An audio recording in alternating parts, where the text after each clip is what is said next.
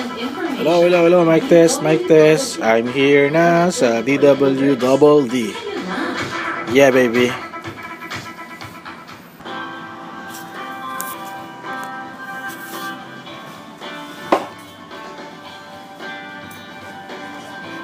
Ano yung camera to?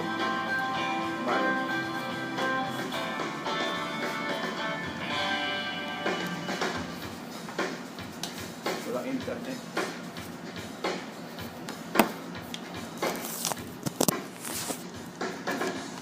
Good morning sa ating mga tagapakinig sa DWDD 1134 kHz. This is the Vloggers Hour, 11 a.m. to 12 noon. Kasama natin si Katropang Rafi Pedrahita. Ito si Katropang Marlon Magtira.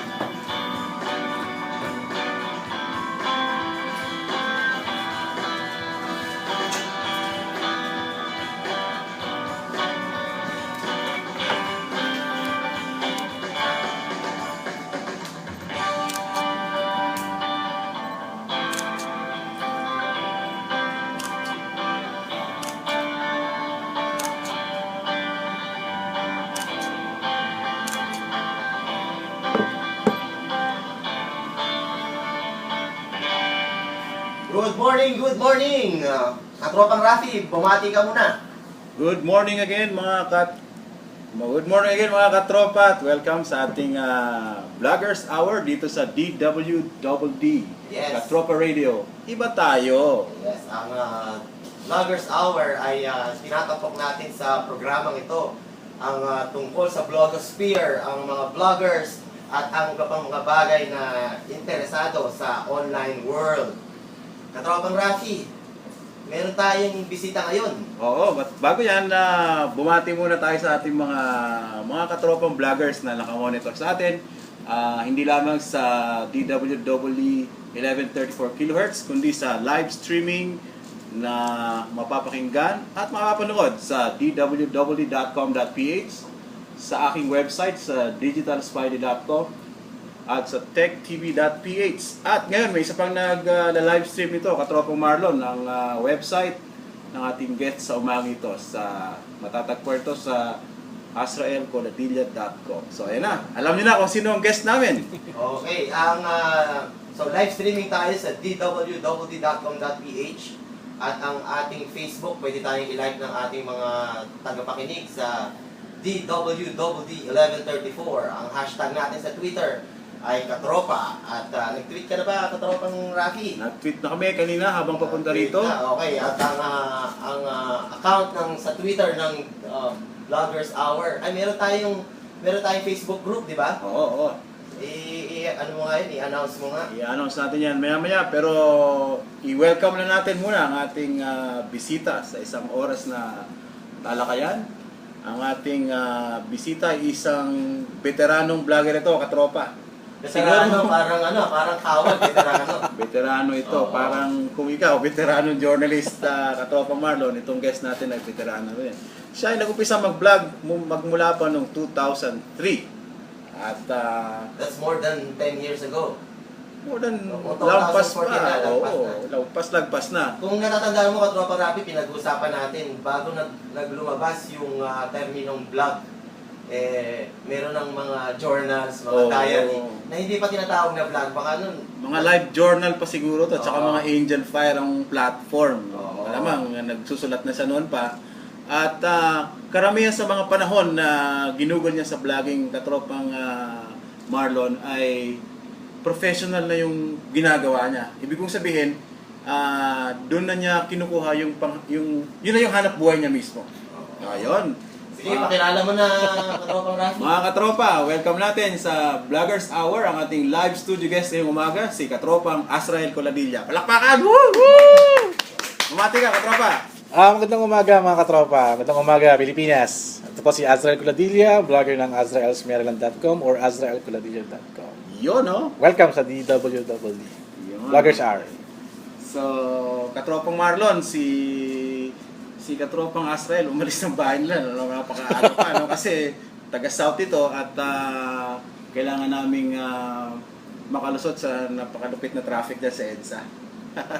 So, habang binabagtas nyo ang madugong trapiko sa EDSA, eh siguro tumitingin-tingin na kayo sa mga paligid natin. Baka meron na tayong pinag-usapan natin dito yung vlog. Ito yung mga karanasan ng vlogger. Karanasan ng isang individual at sinasali niya ito, tinatransform niya ito sa mga salita at nababasa ng mga tagasunod niya. Sabi nga ni katropang Rafi, kung basura yung ilalagay mo sa vlog mo, basura din yung matatanggap mo, hindi ka babasahin. So lahat nung nakikita natin sa kapaligiran, kung pupunta tayo for example, pupunta tayo sa restaurant, meron tayo palaging opinion, meron tayo palaging masasabi tungkol sa karanasan natin. Meron tayong nahawakan na sabihin natin na gadget or mobile device, laptop, computer, or digital camera. Yun yung ginagawa natin, katropa. Yun yung vlog natin. Parang ito yung ating online diary. Kung yung mga gwardiya, naglalag sila at dinodocument kung ano yung nangyayari, kung ano yung nakikita nila, kung ano yung karanasan nila. Yung mga vloggers, binablog kung ano yung yung kanilang opinion sa mga iba't ibang bagay na Parang yung kung nanonood kayo ng Star Trek, palagi merong Captain's Log. Parang pagkatapos ng buong episode ng Star Trek, may kasalita si yung Captain's Log. Yung kwento niya yung nangyari, tsaka yung natutunan niya. Parang ganun Sa vlogging, parang ganun. Yung nag-start yung vlogging, diary lang talaga siya Hindi siya yung parang katulad na ngayon na parang website na dyaryo or magazine. Kasi ngayon kasi nag-evolve na yung style ng vlogging, parang online magazine na siya. For entertainment, for lifestyle, for parenting, na talagang nakakatulong sa mga readers, nakakapag-inspire. Pero dati, iba yung style namin noon, nung 2003, tungkol sa sarili namin, tungkol sa buhay namin, tsaka tungkol sa mga interest namin.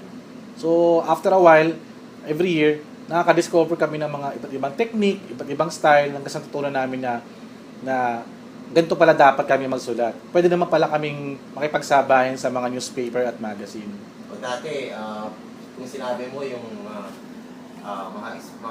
personal experiences na all about you at ang style o ang layout ng blog website ay parang sunod-sunod lang. Sunod-sunod, chronological lang Merong title, tapos merong konti kung yung meta niya siguro kung kailan ginawa, ano yung oras, tapos yung first paragraph. Sunod-sunod lang yan. Tapos dati, puro mga text lang. Text lang, yeah. Ngayon parang magazine na. Ngayon talaga, paramihan ng picture, paramihan ng video, paganda ng mga photoshoot. Yun yung nauso ngayon kasi yung nag-evolve na siya, mas nagiging kalibel na niya yung mga print natin. Kaso nga lang, iba lang yung platform. Hindi siya print, online lang siya. Parang ang tawag dito mga katropa, yung vlogging ngayon is almost multimedia na. So meron kang text, meron kang mga picture, mga litrato na sinishare mo sa mga readers mo, at may mga video rin. Tsaka nung simula rin ako, parang gusto ko ding maging ala professional yung dati. Pinag-aaralan ko din yung mga print natin, tsaka TV, radio. Parang, ganun pala sila mag-advertise. Ganun pala dapat yung intro ng article mo. So parang sa amin, nagturo din sa amin yung trad media din. Kasi yun yung ako parang hindi ko naman in-expect na magiging ganito yung buhay ko, magiging vlogger ako. Parang ang gusto ko lang mag-publish. Since nakapag-start kasi ako magsulat ng article sa isang magazine about a movie, after that, di na ako nagkaroon ng project kasi nag-fold na yung magazine. So nagkaroon ako ng frustration. Gusto ko ulit magsulat. So paano ako makakapagsimula? So ang vlogging, ang outlet na nakita mo, ito ang venue. Yun. May papatuloy mo ang iyong passion sa pagsusulat. Sa pagsusulat. Tsaka sa pagkukwento. Kasi, halimbawa, parang na-mention ko kanina, nagkukwentuhan tayo sa labas na yung sa side kasi na gusto ko about entertainment and pop culture. Nung panahon na yun, wala pa nasusulat about comics, animation, gaming. Wala pa kasi nung panahon na yun, hindi ko pa na-discover yung vlogging. Sa Yahoo groups lang ako nagsusulat. Oo, natatandaan ko meron sa Yahoo groups, closed, closed, this is not open to the public. Oo. Ibig sabihin, sino lang yung miyembro ng grupo, siya lang yung makakakita. Yes. At ang bawat isa ay pwedeng mag-collaborate, mag-contribute doon sa content ng vlog. Yes. Kasabay nito, naalala ko, tropang Rafi, may GeoCities pa eh. Yes. Wala. Actually, nung inabutan ko yung Yahoo groups, e-groups pa. Oo. Hindi pa siya kinukuha ni Yahoo. Kaya hindi ako makapag-contribute dyan, mga katropa, dahil yung inabutan ko Facebook na. Pakabata ka, pre. Mga katropa. Joke lang. Napakabata ni Katropa. Kasi nung na-introduce sa akin yung vlogging ng mga kaibigan kong comic book artist, kasi doon sila nagjo-journal mga dinodrawing nila, yung kanilang inspiration. Sabi ko, mukhang okay na platform to. Sabi ko, sige, subukan ko next week. So, sinubukan ko. Medyo nahirapan ako, parang hindi ko ata kaya to. Pero nung nakapag-publish ako ng isang Hello World, tapos kwento, ito pala ang vlogging, sabi ko, gano'n. So, pag-uusapan natin yan kasi dati, bago ka magkakaroon ng online presence, ibig sabihin, bago mo mailagay ang iyong blog or ang iyong mga ideas sa online, kinakailangan marunong kang mag-code, Yes. kinakailangan meron kang i-hire na web developer, Tama. tapos hindi ka, kailangan mo magbayad ng hosting, kailangan mo mag-register ng domain. Pag-uusapan natin yan pagbalik natin, mga katropa. Paano natin maiinganyo yung mga tagapakinig na mag-vlog din. At pag-uusapan din natin in detail no, kung ano ang mga binablog nito ng ating katropang Israel, katropang Rafi. Oo, So ang oras natin ay 11:14. Magpakilala muna tayo sa ating stasyon. Hindi ko naririnig yung...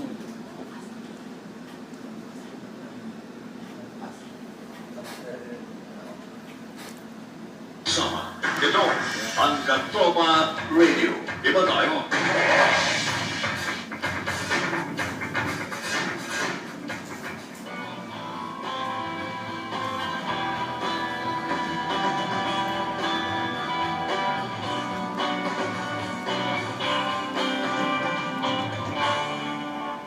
Nagbabalik tayo sa Vloggers Hour sa DWDD 1134 kHz. Ang Katropa Radio, iba tayo!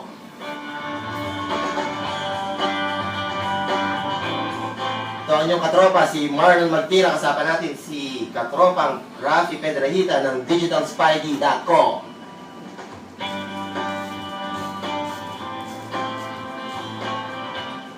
Live streaming sa dwdd.com.ph. Katropang Rafi. At live streaming din tayo sa digitalspidey.com at sa website din ng ating studio guest ngayong araw na ito sa www.asraelsmaryland.blogspot.com. Balikan natin ang ating studio guest na si Asrael Coladilla, katropang Marlon. Okay, si katropang Israel. Dati, ang online, ang mga website, kinakailangan mag-i-invest ka ng napakalaki, hindi lang oras, kundi pera. Kasi, Tama. naalala ko, kung maikwento ko lang, tropang Israel, nung early 90s pa, nag-develop kami, kasama ko si katropang Melvin at si katropang Mike Turda sa UP Diliman. Kami ang gumawa ng updiliman.com. Wow. And it was, Tagal na early 1992 to be exact. One of the first websites sa Pilipinas. Isa pa lang yung internet service provider nun. Aside from LaSalle, Ateneo at UST, ang UP din, pang-apat develop ng website doon para sa eskwelahan. At kami, sumabay kami, na-register namin yung updiliman.com. Natatandaan ko, napakamahal. Napakamahal, $75 per year. So, paglipas ng panahon, nagmura na ang domain. Then, nagkaroon ng maraming registration provider. Bumaba na bumaba. At ngayon, pwede ka na mag-register $4, minsan $3, $2. Minsan, $1 eh. $1 lang. Buy one, take one pa. 42 pesos. Depende kung ano service yung kukuhanin mo. At marami ng mga libre na hosting. So, yung kwento mo nga, katropang Israel, yung experience mo, yung sa transformation from this kind of online presence, papunta doon sa vlogging na almost wala ka nang gagastusin. Kasi nagsimula ako gumagawa rin na kasi ako ng website dati. Nung una, nakita ko, kailangan kong gumawa ng maraming technique tsaka style. So, nung nakita ko yung vlog, try ko muna. Pero before that, nag-start din ako mag-vlog 2002. Pero hindi ko tinuloy. Kasi na-komplikado yung scripting pa nun. Hindi ko maintindihan. Oo, hindi ko mag-gets. Kailangan marunong kang mag-PHP, kailangan marunong Oo. kang JavaScript. So, sabi ko, HTML lang yung ginagawa ko dati nung panahon na yun. Sabi ko, hindi mag-work to. So, after a year, 2003, binalikan ko yun. Oo. So, Para sa ating mga tagapakinig, HTML, yung HTML, ito yung Hypertext Markup Language. Ito yung language na kinakausap mo yung computer kung paano ipapakita sa browser yung page mo, yung website mo. Tama, yun. Yun. So, nung nakita ko na hindi mo na kailangan mag-program, mag-coding, mag-hosting, libre na yung hosting na yun, sabi ko, pwede to. Hindi ko na kailangan magbayad tsaka gumastos. Basically, parang nung panahon na yan, kailangan mo pa ng programming background para makapag-umpisa ka ng sarili mong website. Kaya, number one, may mga balakid pa para makapagawa ka ng sarili mong blog. Kailangan marunong ka may programming background ka, marunong ka ng konti sa HTML coding, at yung services, pagbili ng domain name, saka yung mga hosting, sobrang mahal pa. Sobrang mahal. Tsaka syempre, kailangan i-purchase yun through credit card pa. Totoo yun. Wala Tsaka pa. hindi naman lahat nun merong credit card Oo. at merong kakayahan bumili ng dolyar. Oo. Parang ganon, di ba? Tsaka nung panahon na yun, ang hirap pa magtiwala sa ibang bansa para bumili. Baka lokohin ako nito. O ano. Nandun pa yung fear eh. Parang nasa infancy pa tayo noon. Pero unti-unti dumadami na rin din yung mga nagde-develop ng website, tsaka nagba-vlog. Ang hirap ng dati kasi although meron kang credit card, halos walang Pilipino na gumagamit ng credit card na gagamitin mo para pambayad online. Kasi natatakot ka baka mamaya makuha yung account details mo at magamit sa iba. So, ngayon, malapit na lang. Actually, Sandali na lang eh. Sa Ortigas, sa Makati, sa Fort Bonifacio, meron mga opisina na nag-o-offer ng domain registration services. Kaya na-register ang israelpaladilla.com. Yan, oo. Kailan ba yan na-register ka, tropa? Hindi ko maalala eh. Pero, Basta ang nakita ko kasi, early 2000 yan, Kasi I assume kasi kung... mga mid 2000 yata. I think 2004 yata or 2005. Oo, kasi nakilala ko si katoropang Bob Reyes, vlogger din siya. Siya rin sa mga lead people na leader ng Mozilla Firefox community sa Pilipinas. Kaya nainganyo ka na Nakita ko, meron siyang service na nagpa-provide siya ng mga domain hosting. Doon ako nag-inquire sa kanya. Doon ako nagpapaturo sa kanya. Kaibigan ko yun. So, binibigyan niya ako, ito dapat gawin mo. So, unti-unti, naintindihan ko na hanggang sa napaparami na yung bili ko ng domain. Actually, meron tinatawag na domain shopping. Oo, domain shopping. Kapag ka meron kang naisip, ang tropang Rappi, katulad yung digitalspidey.com. Oo. Pag naisip mo, kasi ang para sa ating mga tagapakinig, ang domain po, ito po ang inyong identity sa internet o sa browser. Ito yung hahanapin ng browser, ito yung address mo. Tama. Pag sinasabing domain address, meron tayong mga top level domain, yung .com, .net, .org, tapos yung country level domain natin, yung .ph. Merong kaukulang presyo yung bawat domain na yan, At pag may naisip ka, katulad, meron tayong techtv.ph, meron tayong Newsbites Philippines. Pag naisip mo na yung pangalan, yung brand na sinasabi, pangalan mo. Meron din ako yung magtira.net. Yun yung personal branding. Personal branding. Bago makuha ng iba, i-register mo na. Tsaka, yung sa akin, sa side ko pag gumagawa ko ng panibagong vlog, kasi may mga ibang vlog din akong ginawa, pinag-isipan ko talaga na kailangan wala akong kapareho, wala akong katulad na pangalan. Pag ginoogle search ko, meron bang lalabas ba na parehang ganun? So pag nakita kong wala, na workable naman yung pagka-personal brand ng domain na yun, ginagamit ko na, eto na. May ginawa ko isang vlog Inabutan ako ng 2 taon. Bago ko nakuha yung tamang pangalan. Talagang inabangan mo, meron na na-register. Talagang sobrang pag-aaral Pinag-isipan mong mabuti. Pag-aaral, konsulta, tsaka check. Minsan inabot ako ng madaling araw para lang i-check ko talaga ng mabuti kung may katulad ako na pangalan. Tapos wala. Nung nalaman ko, eto na yung tamang pangalan na. Ito na yung domain. Pwede sabihin anong domain yan? Yung manilazine.com. Manila 2 years ago pa yan. 2 years ago pa. Zine ito yung Zine, S-C-E-N-E. Zine, as in magazine. Parang magazine. Oo. Manila Zine. Kasi ang plano ko kasi dati, isasarado ko na si Azrael's Maryland vlog ko. Doon na ako lilipat kay Manila Zine para full mainstream talaga siya. .com. Kasi ang gusto ko kasi dati noon, alisin ko na yung personal opinion ko sa gagawin mo siyang full-fledged publication. Yes, yun ang idea ko. Full-fledged Siyempre, publication meron kang online. Meron kang section of opinion, that would be your idea. Sa personal blog ko yun. Almost everything else would be news for Yes, the readers. tama. At objective ang Objective. presentation natin. Oo. At it's like writing for a magazine, Yun nga, yun. writing a news Kasi story. nakita ko kasi dumadami na yung online publishing sites natin. Sabi ko, pwede pala ako makipagsabayan dito. Diba? Pero nangyari, ang hirap, kailangan talaga pag-aaralan mo hindi yung basa-basa Parang nangyari kay Katropang Ted Claudio, Oo. inabot din siya ng kalating taon na pag-aaral para makuha niya yung mzin.tv. Oo. Makapag-decide siya na yun na yung gusto niya palang Nagko-consulta rin siya gamitin. sa akin. Sabi ko, may experience ako dyan. Hindi ka basta-basta. Google mo muna kung may kaparehas ka. So, inabot siya ng kalating taon bago niya makuha yung gusto niya. So, sabi ko, pwede na yan. Sige, go. Ayun. Alam mo sa online world, no, walang monopoly of ideas. Totoo yun. Kahit na naisip na nila sa una, pwede mong gawin na mas maayos, mas maganda. You can enhance. For example, itong sinasabi ni Katropang Israel, yung manilazine.com, marami ng publication na tumutukoy sa Metro Manila kung ano-ano. Tama. Dahil ito, Manila Zine, siguro meron siyang ibang idea, meron siyang naiisip na wala doon sa iba. Oo. So, for example, siguro yung personal experiences mo all over Metro Manila. At ito yung i-share mo sa iyong mga readers, tama ba yun? Tama. Kasi ang plano ko kasi marami akong mga inquiry ng mga OFW at tourist. Nagkatanong sila sa akin palagi, saan maganda mamasyal sa Maynila? Oo. Kasi na-discover nila ako through my blog, azraelsmaryland.blogspot.com. Kasi may mga features ako doon, yung mga pasyalan, kainan, mga mall. So, nagbibigay ako ng mga itinerary. Ito, maganda puntahan dito. Ito yung bago ngayon. Huwag ka pumunta dyan, pangit dyan. Ginagano ko. Try nyo to kasi ito yung bago. Parang halimbawa, yung Manila Ocean Park, may bago silang attraction. Maliligo ka sa pool, kasama yung mga stingray, tsaka mga pating. Ginawa ko yun nung nakarang araw. Talagang sinubukan ko talaga. Masaya. Nakakatakot pero masaya. Harmless naman yung mga pating. Sabi ko, magandang attraction to. Okay to sa mga turista tsaka OFW. Kasi sa ibang bansa, walang ganun. Oo, tama. At ito makakatulong tayo sa industriya ng turismo.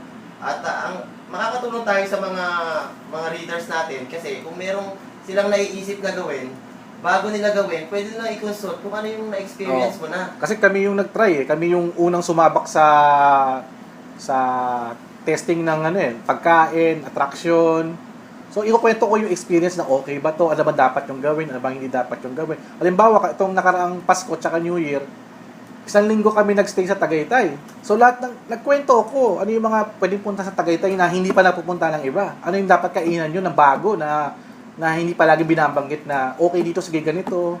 So, ayun ang naging launching pad ko bago ko talakayin yung Manila. Tagaytay muna kasi doon na ako nung December tsaka early January. Pero Katropang Israel, although it's sinasabi mong Manila Zine, it's not actually giving much emphasis o concentration, zero in on sa Manila lang, sa Metro Manila. Kasama na dito siguro lahat ng mga karating ng mga lugar. Kasama rin siya kasi lahat ng mga napuntahan lahat mo na napuntahan. sa loob ng Metro Manila at labas ng Pilipinas Tama. at iba pang mga lalawigan. At matutulungan natin dito ang ating mga readers kasi mawawar natin sila kung ano yung mga hindi nila dapat gawin para maiwasan kung ano man yung mga untoward incident. Kasi minsan curious tayo, first time natin, hindi natin alam, wala tayong kamuwang-muwang. Dangerous na pala yung ginagawa natin. Tama. Sa pamamagitan ng ating pag-vlog, nawawarningan natin ang ating mga readers na mas maging mapayapa o mas maging safe ang kanilang experience doon sa lugar na napuntahan. Totoo yun. Hindi lang yun sa mga yung nagtatalakay sa mga security issues. Sa mga entrance fees na lang. No? Kadalasan alam mo lang, yung entrance fee, ganito lang yung cost niya. Pero pagdating mo, sa loob Meron pa pala, mga hidden charges. may Hidden mga charges. So, So, mawawarningan natin yung mga readers. oo, malalaman na agad nila sa pamamagitan ng pagbasa ng vlog kung meron pa mga ibang charges. Tsaka halimbawa rin sa mga theme technology din. Malaking tulong din yung vlog sa technology. Halimbawa, nung nagkaroon ako ng iPhone, hindi ko alam para tanggalin yung SIM card. So nag-google ako, nakakita ko ng mga vlogs, tinuro nila sa akin, para tanggalin yung SIM sa loob ng iPhone. Okay, at nasabi mo yung Tagaytay, katropang Israel. Binabati natin ang mga nakikinig sa San Diego, California. It's now 7:28 in the evening sa San Diego, California. Ay, good evening, Kita Bea. Mina, Good evening. Tito OG, Tito Serge, Tito Manny, at lahat ng ating mga kababayan dyan sa San Diego. Maraming salamat sa inyong pakikinig. Siyempre, napapakinggan nila tayo sa live streaming. So, ano naman, iba tong DWDD, hindi lang tayo sa AM band napapakinggan, kundi sa live streaming sa internet. So, wherever you are, whatever you do, saan ka man sa sulok ng daigdig sa mundo, nasa Africa ka man, as long as you have internet access, you can watch and listen to us sa Vloggers Hour ng dwdd.com.ph. Ang oras natin, 11:28 ng umaga.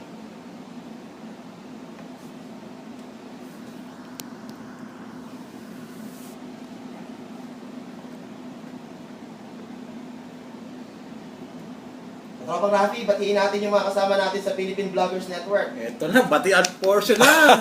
Okay, binabati natin ang, ito may mga loyalist tayong tagapakinig. Batiin natin ang pinakamaganda at pinaka-sexing writer ng theroguewriter.net na si Ashley. Na ano man, hello sa'yo at good morning. Batiin din natin ang big boss ng sagabay.net na si katropang Ron Villagonzalo. Aba, meron Magandang tayong umaga, katropang Ron. Hello Ron, ha? Katropang Ron, hello. Okay ka na. Katropang Marlon, may bago tayong mga tagapakinig dyan sa UBC Pasig, sa Ultra Bio Corporation. Sila Sarah at si Hazel. Good morning sa inyo. Thank you for tuning in. Ayun. Of course, batiin din natin yung writer at loyal na inaanak ni Katropang Ron Villagonzalo, si Katropang Dayal. Ayun. Good morning sa inyo. Good morning. Yun na ba yun? Yun lang yung muna yun. Balikan natin yung iba. Mamaya naman. At binabati natin nakikinig siyempre si katropang Melvin Kalimag ang executive editor ng News Bites Philippines. At si katropang Jean Garcia ang section editor sa interaction.com. Oh, isama na natin yan si Katropang Tam Noda ng News Kasama natin Bites. sa News Bites Philippines. Ang News Bites Philippines ay nagsimula ito, katropang Israel, sa pagiging news blog. Actually, ito yung mga commentaries para sa enterprise technology space ng bansa sa Pilipinas. And then through the years, nagsimula kami, siguro mga mag 5 years na kami. Nagsimula kami sa ganun. At ngayon ay full-fledged na siya news portal ng technology news sa Pilipinas. Hindi lang namin kino-cover ang enterprise technology space, kundi kasama na rin ang consumer. Kaya, ayun, binabati din natin ang mga kaibigan natin sa yugatech.com, si Abe Olandres, at sa Pinoy Tech Vlog. Oo, sila katropang Marlon, sila katropang Calvin nga pala, nagpaalam na siya sa Pinoy Tech Vlog, no? At kasi magpa-migrate na sila sa Canada. Nagdesisyon na iwaksin na niya ang kanyang pagiging Pilipino. Hindi naman. Mabalik naman siguro At yun. ang magti-take over sa Pinoy Tech Vlog, katropang Marlon, ay si katropang Joey Abiogna. Oy, si Daddy member Joey. din ng Cyberpress. Oo, ang vlog ni katropang Joey is daddyjoey.com. Ito yung mga tungkol sa experience ng pagiging daddy. Sinusundan ko yan. Hoy, may pahabol na pabati tayo. Mga taga Ultra Biocorp na Pasig, sila Ma'am Emily. Ma'am Emily, good morning po. At si Sir Jay. Yan naman. Tune in kayo every Friday 11 o'clock dito sa DWDD 1134 kHz sa AM band at sa live streaming ng dwwd.com.ph. Okay, maraming salamat sa pakikinig. Ito ang Vloggers Hour. Ang oras ay 11:32 in the morning. For killers, balita, impormasyon at musika. AM at FM pinagsama. Ito ang Katropa Radio. Iba tayo.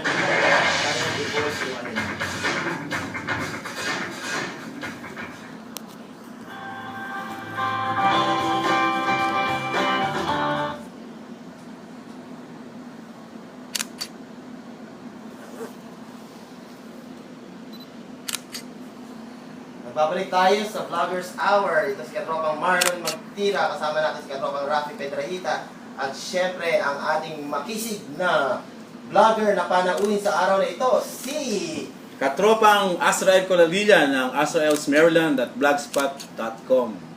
Okay, Katropang Azrael, kwento mo sa amin kasi hindi alam ng mga tagapakinig natin na ikaw ay isang professional vlogger. Ano ba itong professional vlogging na tinatawag?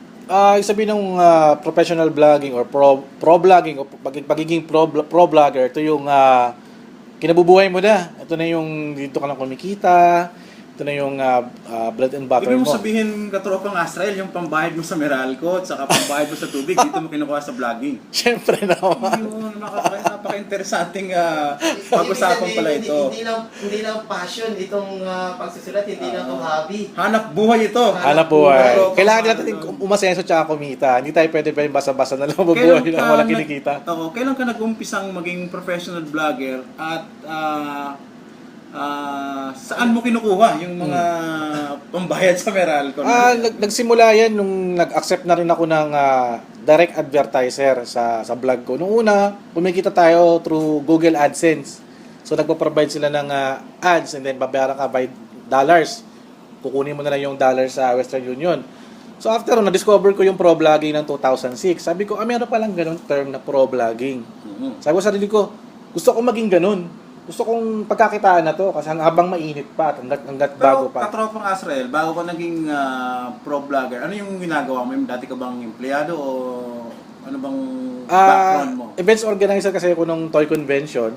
Yung kami ito pinakamatagal na toy convention sa Pilipinas at pinakamalaki sa Southeast Asia. Yun na yung ginagawa ko every year. So ang ginagawa ko, nag-organize ako ng mga smaller events. Minsan, nag-band manager pa ako minsan. Pero habang ginagawa mo yung pag-organize ng mga events na to, nagbablog ka na nun? Nagbablog na ako. Pero hindi ko lang alam na pwede ko palang gamitin pala yung vlog para i-promote yung mga projects ko, mga events ko. At eventually, pagkakitaan yung vlog. Tama. So, anong nangyari, nung sinubukan ko maging pro-vlogging, doon ko pinag-aralan, kailangan talaga pag-aralan mo talaga paano makakuha ng advertiser, makakuha ng mga project using your blog. Kasi since nagde-develop naman ako ng website dati, ginamit ko yung knowledge na huwag tayong gumawa ng website, gawa tayo ng blog. So hindi lang pure vlogging yung aking kinabubuhay. May mga ibang project din tayo ginagawa na konektado sa vlogging. Ilang taon ka nang nagbablog ilang taon ka nang naging professional vlogger pa? 2007. 2007, mga ilang taon na ito? Mag-aapat. Actually, nag-aaral pa ako. Nung nag-graduate ako ng 2007, diretso ko na. Kasi nung time na nun, work at home din ako. Nung nag-aaral ako, kasi working student ako, nagtatrabaho sa bahay para sa isang comics agency sa US. Ako yung webmaster nila. So, nagtrabaho ako doon ng 2 years. After that, nagbablog din ako. So, naisip ko, dumadami na yung mga invitations ko sa mga coverage sa mga events, mga write-up na gagawin, tsaka project. Nakikilala ka na. Nakikilala na. PR Oo, kumbaga nahihirapan na ako. Kumbaga nagkakaroon na ako ng problema sa trabaho. Sabi ko, parang hindi ko na kaya ito. Kailangan ko na talaga mamili. Ano ba talaga gusto ko? Magtrabaho dito o go freelance? Hindi kaya galit ka lang sa boss mo kaya yung... Hindi. Mabait yung boss ko. Mabait yung boss ko. Walang problema doon. Ano talaga, pinili ko na talaga na sa pro vlogging side na. Kasi So pag sinabi mong nung nag-decision ka na maging professional vlogger, sa tuwing kailan ka nagsusulat? Nagsusulat ka ba ng isang blog post sa isang araw? 3, 5? Mga ilan ba ito para... hanggat kaya ko sa isang araw makasampu, 10. Kung kaya ko 20. Kung hanggang saan lang yung kaya, kung kaya ko lang ng isa lang. Tsaka ito pa yung trivia dito Bago ako mag-pro vlogging, kino-cover ko yung reunion concert ng Eraserheads. Doon na ako nagsimula na mag-pro vlogging, tsaka na mag-quit dun sa aking work at home na trabaho. Dahil nakita mo ba na maraming nagbabasa ng mga...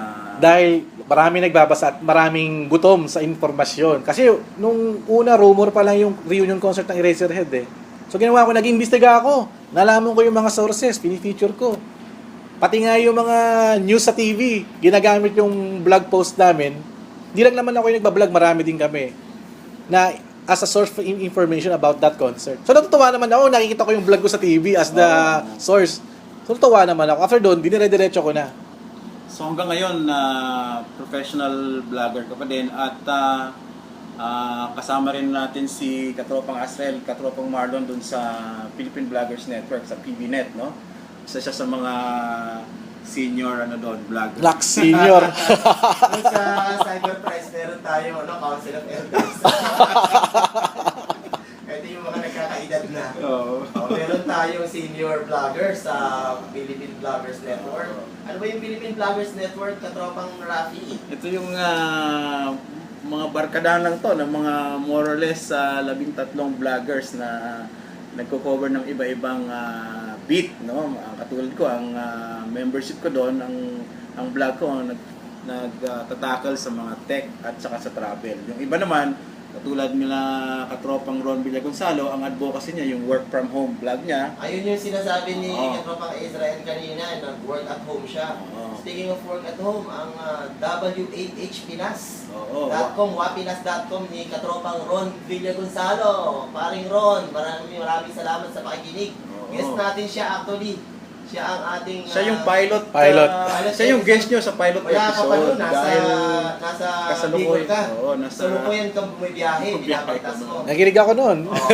At nakita ko yung sa YouTube, ni-record mo. Ni-record ko, Pilot episode namin. Maraming salamat. Sana makasama ulit natin si Katropang Ron. May nagtatanong sa atin dito sa online na Katropang Marlon kung binata pa rin ba si Katropang Asrel. Sagutin mo yun, Katropang Asrel. Sino ba yan? Baka lalaki ba yan o babae? Actually, ano na ako, married na. May anak na ako na 3 years old. Hello kay Lace, wife ko, tsaka si Ashton. Alam ko nakikinig sila ngayon eh. Tinanong ko yun dahil magtataka siguro yung mga tagapakinig natin na si Katropang Asrel ay isang professional vlogger at yung kinikita niya ay kinukuha niya doon sa pagbablog niya at may pamilya siya at may isang anak siya. At syempre, aside from vlogging, meron siyang on the side, on his time, di ba? Meron siyang mga projects na mag-augment ng Tama. kanyang financial needs. Hindi lang siya pure vlogging. May mga iba related sa pag-organize ng events. Pagbawa, nag-organize kami ng events. May mga ibang project naman nagkapagawa ng blog site. Iba naman, social media. As me as a social media consultant. Parang nakaraan, out of the blue, may kasama kami sa kotse. Asrel, yung proposal mo, send mo na. Sabi ko, okay, gawin ko na to. Para yung mga nangyari, hindi ko minamarket yung services ko. Sila yung lumalapit sa akin. Simula nung nagsimula ako. Hindi ako yung nag-a-advertise na kunin yung serbisyo ko, ganyan. Hindi. Yatay ko sila yung lumapit. So, network lang ito, no? Network lang. So, ibig sabihin, ganun pa man, na iniwanan mo yung day job, yung full-time job, at full-time ka na sa pagbablog. At sa pamamagitan ng iyong vlog, sa ginagawa mo yung vlogging, nagsasanga-sanga yung network mo. Oo. Marami kang namimit na mga tao, marami kang nakikilala, at through these acquaintances, nakakakuha ka ng mga bagong proyekto ng pagkakakitaan mo. Tama. Oo. Halimbawa, yung nakuha kong pinakang proud ako is yung naging part ako ng COMELEC nung panahon ng presidential election. Noong time na nun, gumawa sila ng grupo para sa voters education. So, isa ako sa mga social media person and also vlogger for voters education. So, napapasama ko bumiyahe sa iba't ibang parte ng bansa para ituro kung paano gamitin yung machine, yung voting machine natin, yung PCOS machine. So in the process, di ba, as a vlogger, tinap ka ng ating pamahalaan para makapaglingkod sa ating mamamayan. Tama. And in the process, di ba, parang hitting so many birds in one stone. Pagka nag-travel ka, nagpunta ka sa isang lugar, syempre, Madami ka na makikita eh. on the side, di ba, magtatangalihan ka. Tama. First time mo na makakain sa restaurant na ganito, itsura sa isang malayong lugar, syempre. Vlog susulat content tayo yun. dyan. Vlog content Diba, yun. vlog natin yan. At pag may nakita tayong kakaiba, isang simbahan na ngayon mo lang nakita mo lang sa picture dati, at nakita mo itong hundreds of years na nakatayo sa isang malayong lugar. Siyempre, ipa-vlog natin. Ipa-vlog natin yun. Magkakaroon tayo ng mas rich na content ng vlog natin. At at the same time, and we are serving, di ba, na naglilingkod tayo dahil siyempre pinadala tayo ng pamahalaan para mag-educate ng mga mamamayan tungkol doon sa sinasabi mo na Picos Machine. Oo. Pero marami, inano natin yan, kinover natin yan sa Cyberpress. Oo, tama yun. Oo, andun ako. Nung, Oo, diba? nung nagkaroon ng launching, andun ako. Oo, diba? Hindi ko pa kilala nun. Pero nakikita na tayo at mas actually yung acquaintance namin ni Katropang Israel sa Facebook ay mas matindi kaysa sa personal. At ano nangyayari dito sa mga kabataan ngayon?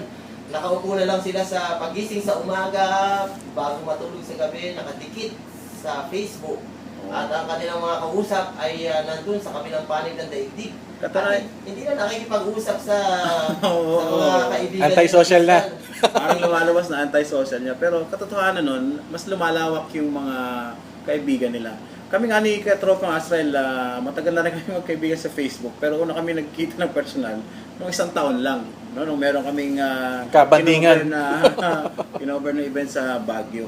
Okay, so speaking of social network, Katropang Rafi, Katropang Israel, gaano ba ang implikasyon o ano ang koneksyon ng social media sa vlog?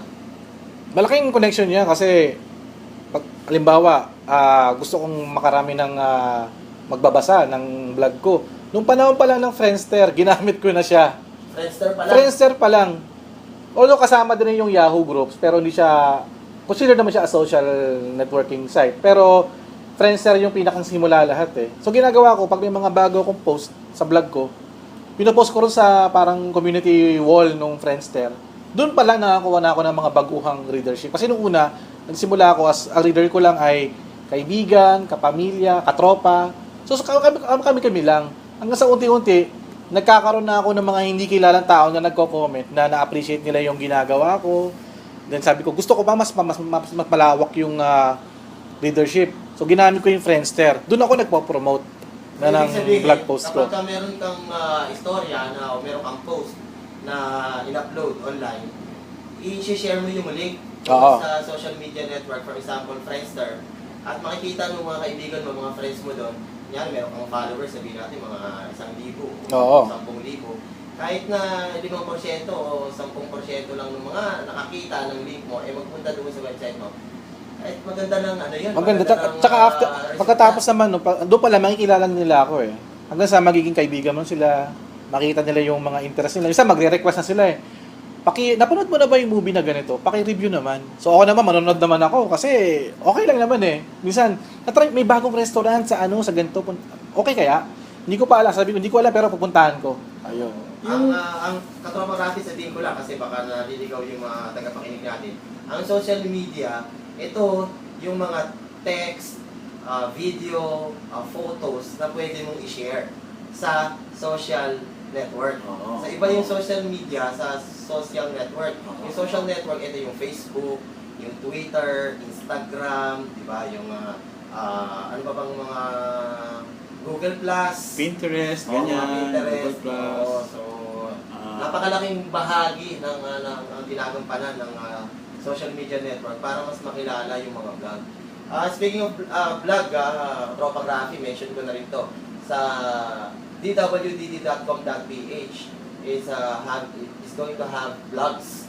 Magkakaroon tayo ng mga guest vloggers. At initially, doon sa dwdd.com.ph/bayanihan, ito, isa-showcase natin dito yung mga sinulat ng ating mga karaniwang kawal na Pilipino. So, ipapakita natin dito yung mga kabayanihan na nandoon sa nauna na yung hard copy, Katropang Israel, merong nilaunch ang ating Armed Forces of the Philippines noong nakaraang Disyembre, kasama ang ating Chief of Staff, si General Emmanuel Bautista, at ang ating Commanding General ng CRSAFP, si Brigadier General Rolando Hungco. At syempre, ang tagapanguna sa pagpiprint in partnership with the Political Science Department of Ateneo de Manila and Asia Foundation, si Major Joar Herrera, ang commandant ng AFP, Civilian Military Operations School. So merong nilaunch na libro, hard copy to.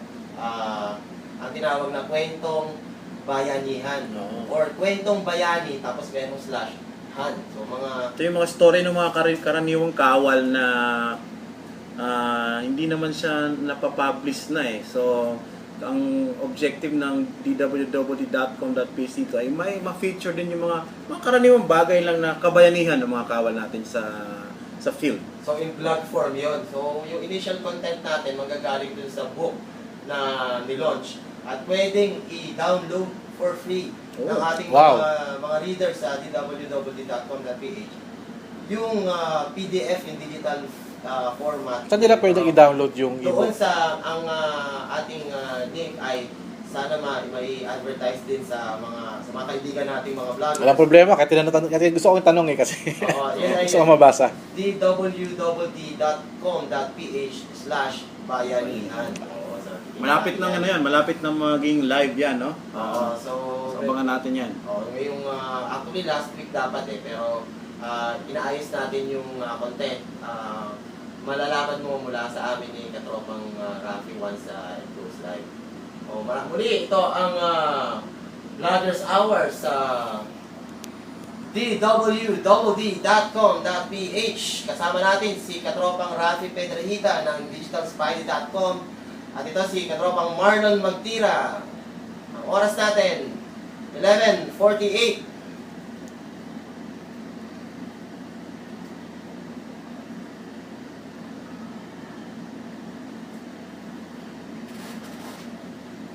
Ano mo kay Israel? Ano yung advice nila sa mga student club? Ano yung paano niya sa tingin niya na-inspire? Sino yung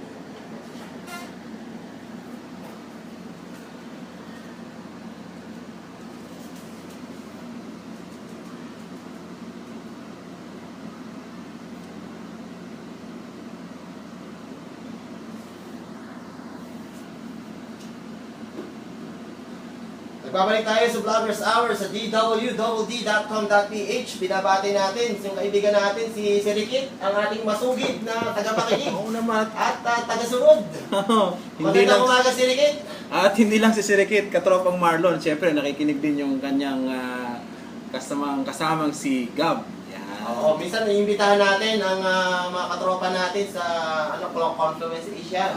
Oo. Si Rikit, maraming salamat. Pumunta ka dito. Oo. Binabati rin natin, katropang Marlon, ang mga empleyado ng Seafood Islands. Naka-tune in sila ngayon. Hello. Kumusta kayo? Sila... Seafood Islands. Oy, masarap yan. Kinakausap natin ang mga taga Seafood Islands. Oo. Sila yung meron silang promo last year na ang tawag doon, Budol Fight.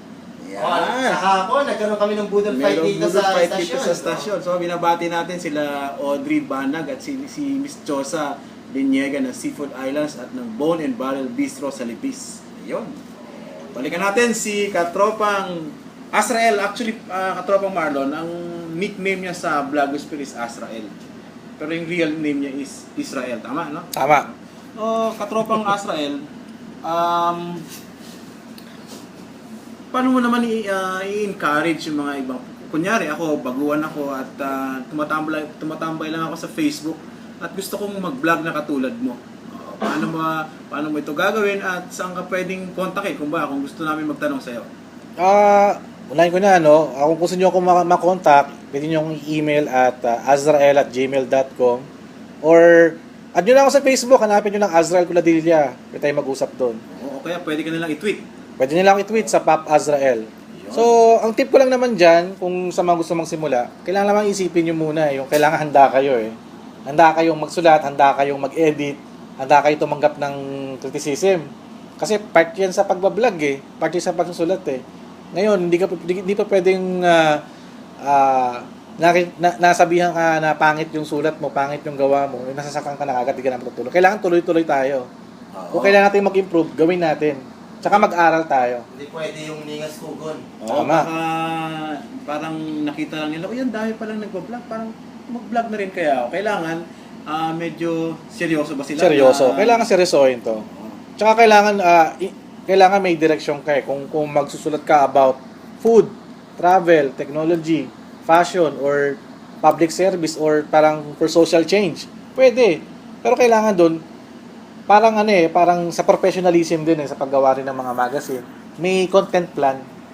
For this month, ano yung content na isusulat mo? For next month, ano? For 1 year plan, ano ilalagay mo? Kailangan kahit pala nagbo-vlog ka, paplanuhin mo rin yung mga gusto mong isulat at paplanuhin mo rin kung ano yung mga hindi lang yung kung ano naisip mo yun na. Oo. Tsaka para at least, may sarili ka na rin niche din. Tsaka, hindi sabog-sabog yung content mo. Alam mo kung sino yung magbabasa sa'yo. Tama. Hindi yung chop suey ka na bahala na kung anong mangyari. At siyempre, paplanuhin mo kung ano yung content mo. Speaking of inspiration sa vlogging, no? Meron tayong mga nakikinig yung mga person with disability na mga kaibigan natin ng mga bulag. Ay! Binabati natin si Carmel, isa nating broadcaster dito sa DWDD.com.ph. Ang nag-iisang bulagcaster ng bansa, si Carmel San Pascual. Nakikinig siya ngayon at tinext niya ako, sinabi niya, marami nakikinig na mga bulag na ating mga listeners. Paano ba?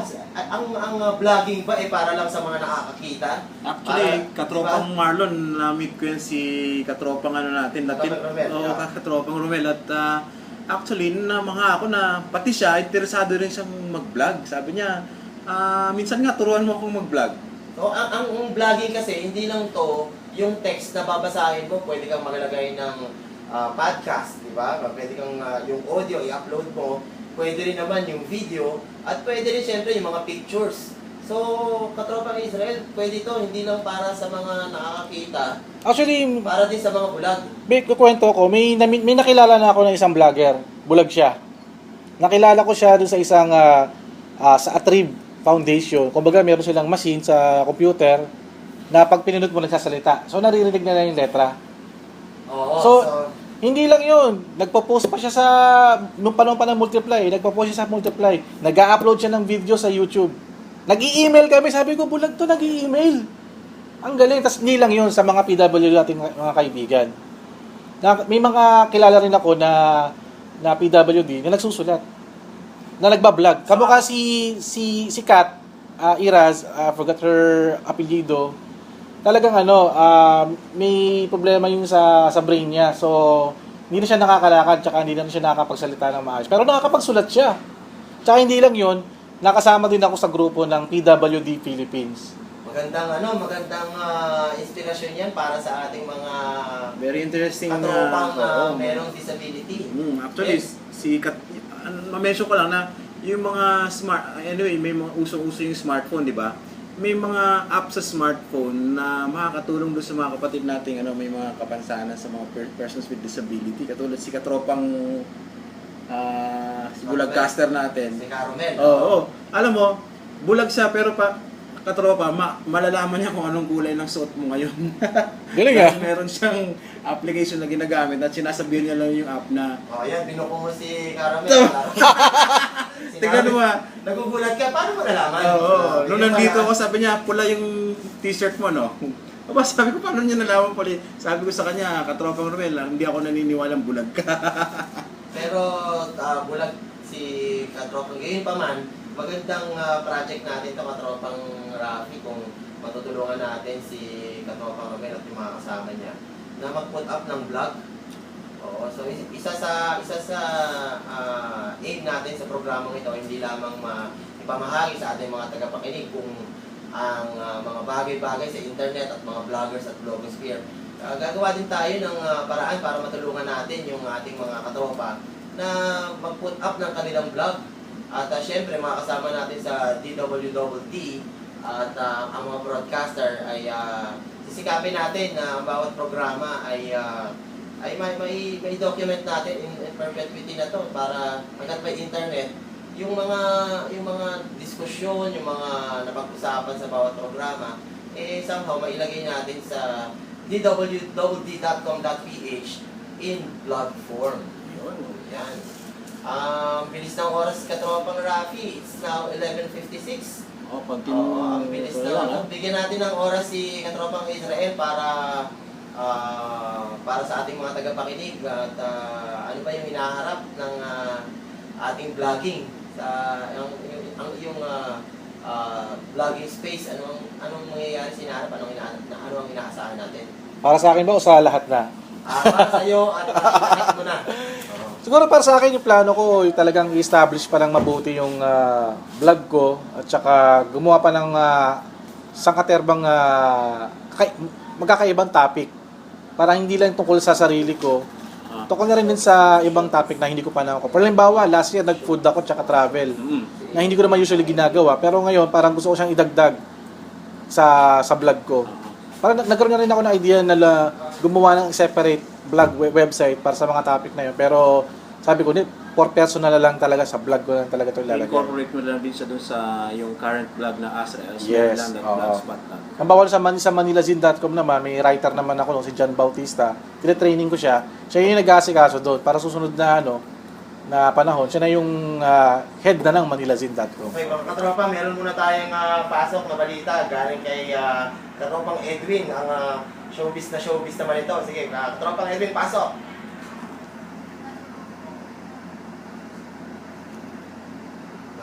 Nawala si katropang Edwin. Okay. Hello. Balikan natin maya-maya si katropang Edwin. Nandiyan ba? Hello, katropang Edwin, andiyan ka ba? Pasok. Okay, babalikan natin mamaya si katropang Edwin. Meron siyang ibabahagi sa atin. Mukhang breaking ito sa showbiz. Bakit hindi ba? Sige, pasok. Okay. Okay, ito na. Bakit hindi makapasok? Bakit hindi ba siya? Okay, pasok katropang Edwin.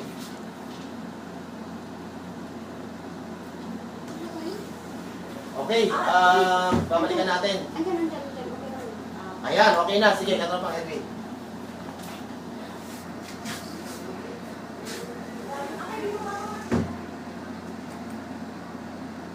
Kilala mundo ng showbiz na umami ng dating magkasintahan na si Angel Oxin at Luis Manzano na may damdamin pa rin sila sa isa't isa.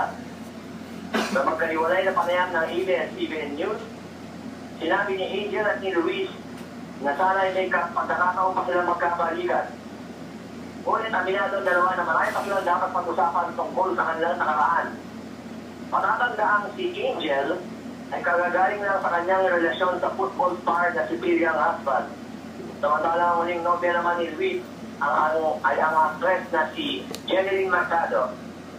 Ngunit ayon sa report by Interaction.com, umamin din sina Phil at Jeneline na mahal pa rin nila ang mga dating karelasyon.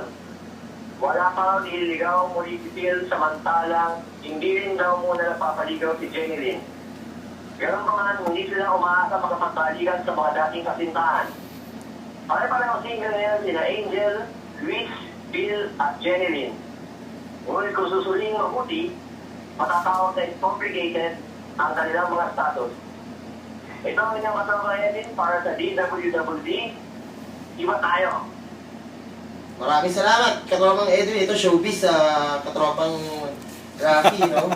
Kasama to sa mga vlogging, maraming showbiz Breaking to. vlogs. Meron sa din mga mga celebrity. Totoo yan. At ito ang mabenta, maraming follower. At dito, gustong maglagay ang mga advertisers. Tama ba ako, katropang Israel? Tama, dahil kung marami kang readership, mataas ang vlog hits mo, na-attract yung mga advertisers natin na gamitin itong mga vlog sites natin para i-promote yung kanilang mga produkto. O syempre, yung mga experience natin, syempre kakaiba ito. Meron tayong diba, na kasalamuhan na celebrity. O picture tayo. Picture selfie. tayo. Syempre, kasama na natin siya. Might as well Dati write about them. nagko-cover na rin ako dati ng mga entertainment tsaka showbiz eh. Talagang juicy talaga yung information. Dahil dyan, mga katropa, binabati rin natin. May bago na naman tayong mga listeners, mga katropang Marlon at Asrael. Binabati natin yung buong writing team ng clarkisit.com. Yan, ito ay isang vlog patungkol sa mga pangyayari sa Clark at sa mga karatig bahay nila. Kasalukuyan silang Katropang Rafi, malinaw tayo sa Angeles area. Oh. At binabati ko rin sa Cabiao, Nueva Ecija. Narinig tayo doon, malinaw na malinaw. sapagkat sila yung mga vloggers, mga katropa, nakikinig sila sa live streaming, no? At binabati natin sila Isna Cruz at sila Carl. At ang clarkisit.com ay may promo ngayon. Mamimigay sila ng mga free passes sa 7,107 International Music Festival. Ihanapin nyo lang sa Facebook ang clarkisit.com. Good morning! Okay, ito ang Vloggers Hour. 11 o'clock until 12 noon every Friday. Binabati natin ang ating station manager, Major Michael Aquino. At ang ating mga technician dito, si Lenore Tanak at si Ate Pachi. Magandang tanghali. Ang ating Chief of Staff, General Emmanuel Bautista, ang ating Commanding General ng CRS-AFP, Brigadier General Rolando Huco. Kayo ay nakatutok sa DWWD 1134 kHz. Katropa Radio, ang oras, alas 12 ng tanghali. Ito ang DWWD 1134 kHz. Balita, impormasyon at musika. Okay, may video naman eh. Ito ang Katropa Radio.